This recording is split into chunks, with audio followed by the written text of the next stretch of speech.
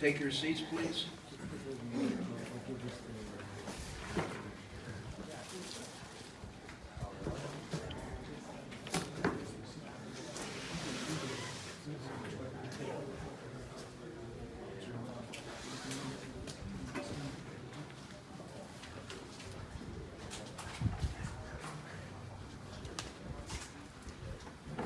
Our next speaker is Alan Midkiff, who has a presentation asking the question, how about a 50-inch telescope at Cherry Springs?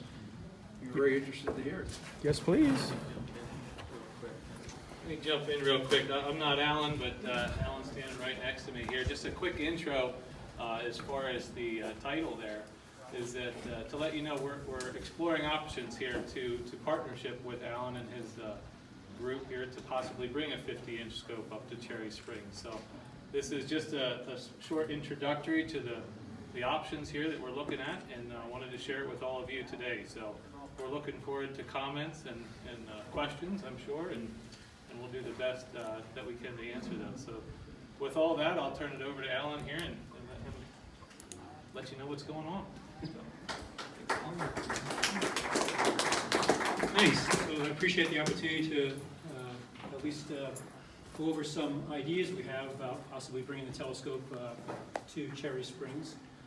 My name is Alan Midkiff. I'm the president of Northwest Jersey Amateur Astronomers, a small, fairly recent club located up in Northwest New Jersey, obviously, and also executive director of the Starview Hill Education Center. So this is actually a pretty short talk. It's only about 20 slides or so, so feel free to interrupt with questions. There's plenty of time for questions.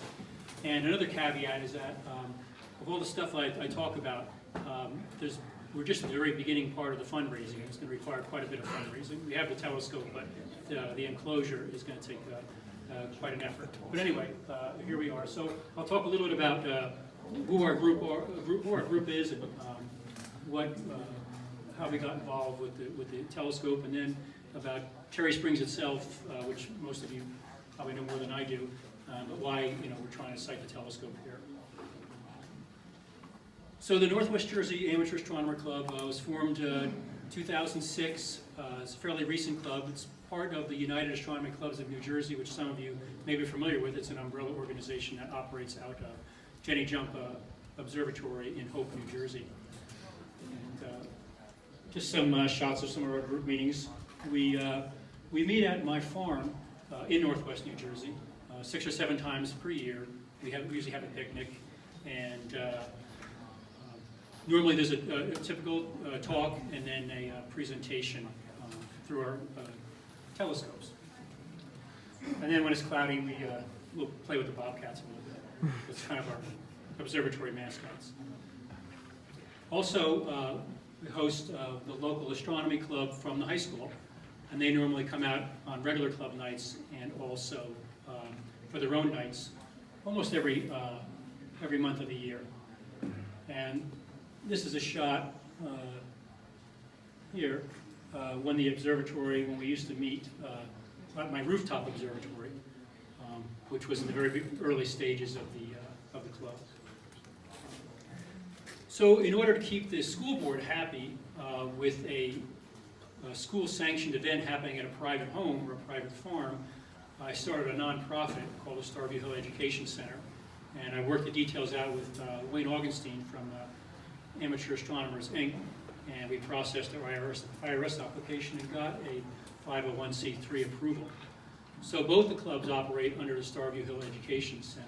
It's a very modest nonprofit. Its real existence initially was just to host those 2 clubs, especially the school club. This is an aerial shot of our club site. So this is my farm area in here. And I initially had the rooftop observatory in the house here. After about 2012, the groups were getting larger and larger, so we had to move the telescope. At the time, you'll see it was a 25-inch. I moved it out to an observatory in the middle of one of my hay fields, where I had a much better horizon and was able to accommodate much larger groups. So these are just some shots of the 25-inch. I chose to do a whole Rolloff Building, so I wouldn't be limited from space or size of the groups.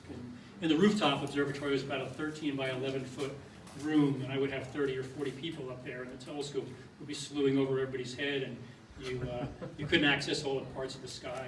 So moving it out to the field was a big improvement.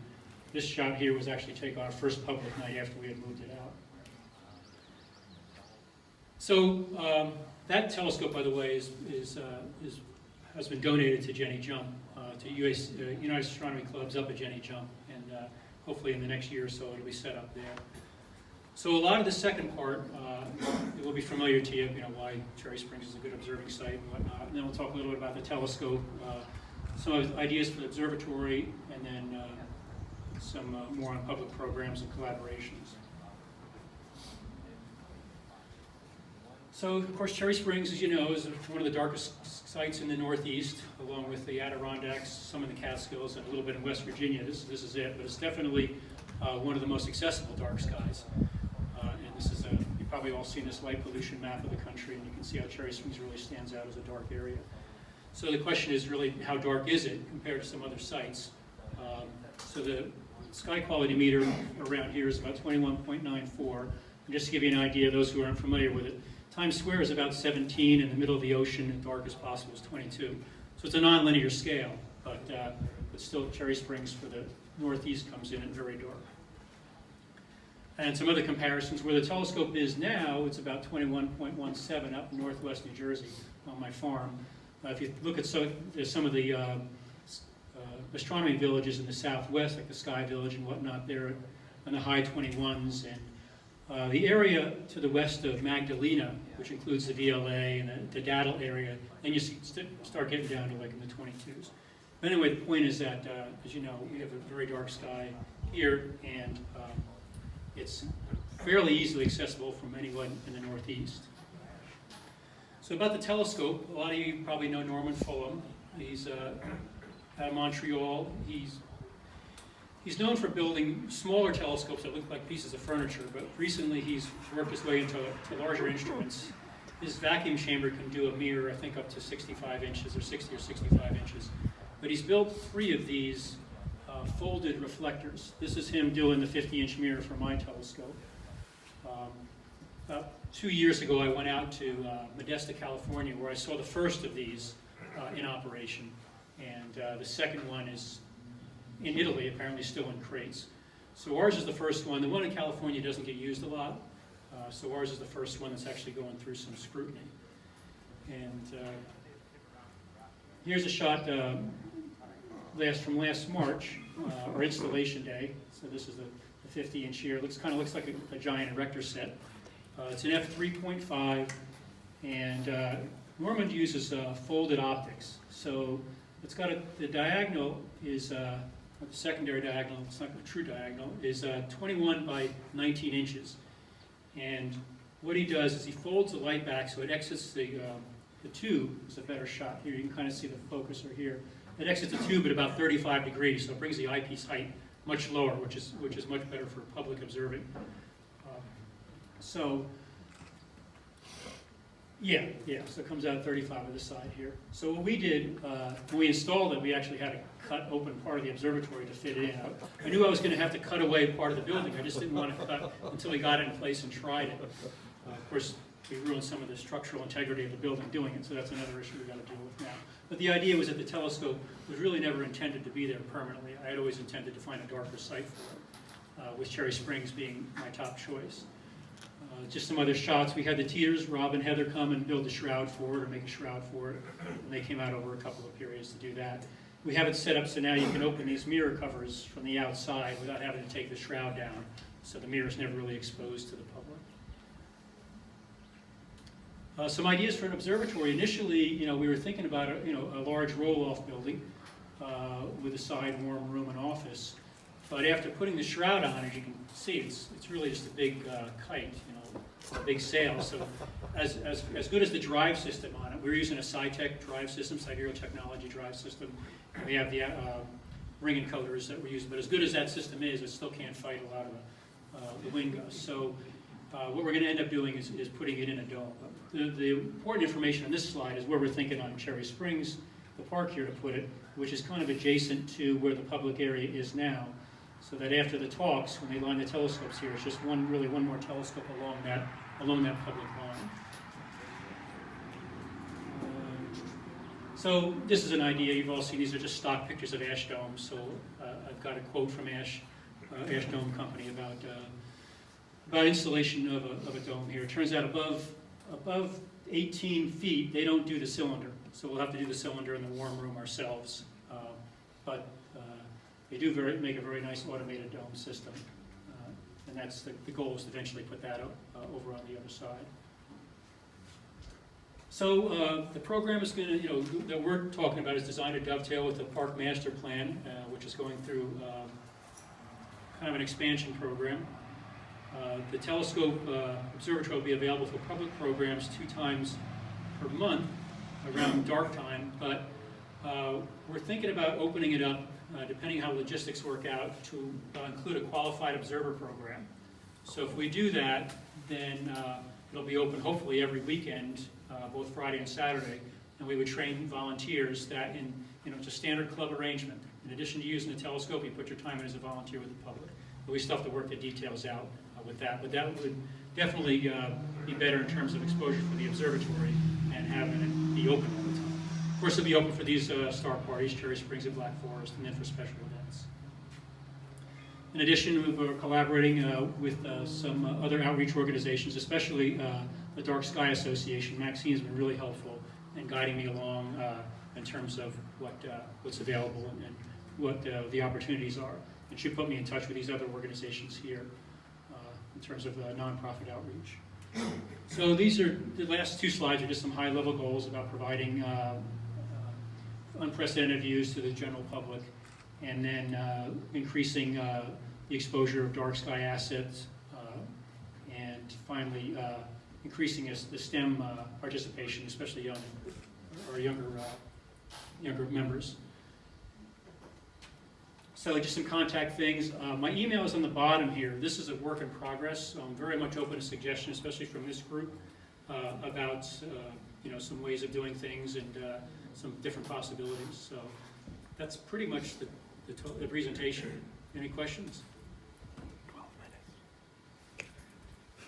minutes. Yeah, how much?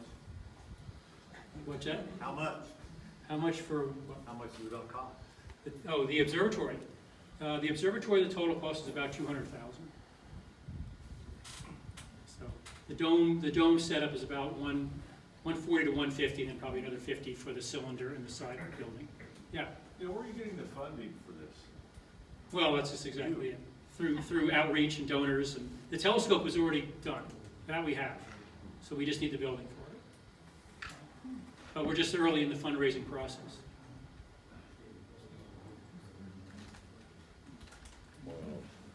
Yeah. You might consider retirees as a resource for qualified observers, and in addition to people who are local, they may be able to get up more frequently. Oh yeah, no, there's no limitation to, there'll be a screening process, Of course. but there's no limitation to, whoever wants to volunteer for that. You don't have to be affiliated with a certain club or whatnot. We're going to try to keep that open, just because we figure it's going to be probably at least 6 teams of 4 people that would qualify, just to get good coverage on it. Yeah. Who would own the observatory? Because I'm considering the problems with the state always being cut back. So we were just talking about this this afternoon. So the nonprofit would own the observatory and the telescope, and it would be working under a lease.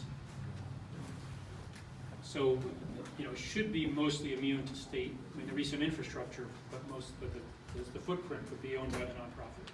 Yeah, so I could add a little bit too, maybe to help kind of wade through the waters here. So Alan approached us with this idea of a 50-inch scope at Cherry Springs, and that's going to afford us the opportunity to increase our educational programming with this large scope, but then also adds a level of research potential at Cherry Springs State Park. So,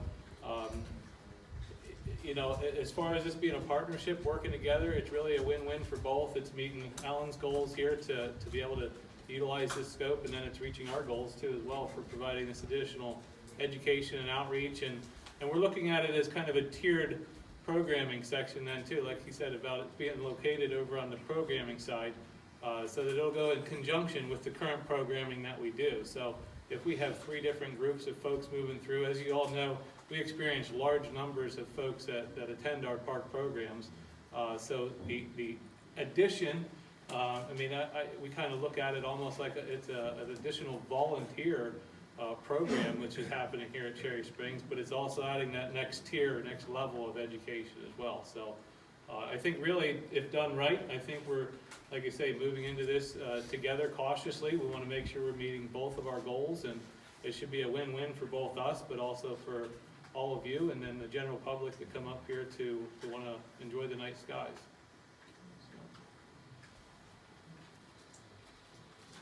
Any questions? Those are really cool. Yeah. How are you gonna handle the research aspect of this? Is it gonna be like, the big major observatories where they need to apply for time and so on and? No, so what we're envisioning is, so like my observatory in New Jersey, I got an observatory code for it, and we'll get another observatory code for this, through the Minor Planets Center. But the research component will be handled through, so if you're qualified, if we do the qualified observer program, so the qualified observers would be scheduled with a team and a team leader on weekends. But any other time the telescope is available, then we'll have like a Google Calendar or Schlot Calendar scheduling system. And if somebody wants to come up, and I'm redesigning the focuser on it now to make it more optimum, but you'll be able to tie instruments on it and tie whatever equipment on it you want, if it's on a given night that you've blocked out. So on any given night that a qualified observer blocks out for his own use, they could block it out as an open night or a closed night. So if you want the telescope all to yourself, you block it out as a closed night, just in case, if you want to do visual or whatever. But if you don't care if people show up and observe with you, you block it out as an open night. But that'll be done through the qualified observer program. So anybody who's doing research can do their own.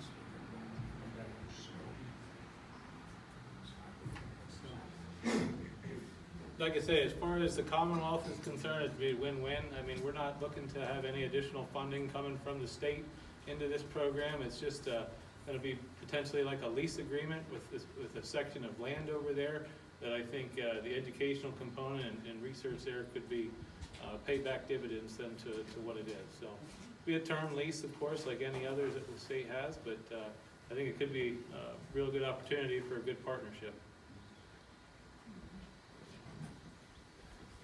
Okay, I think that's it. Thank you.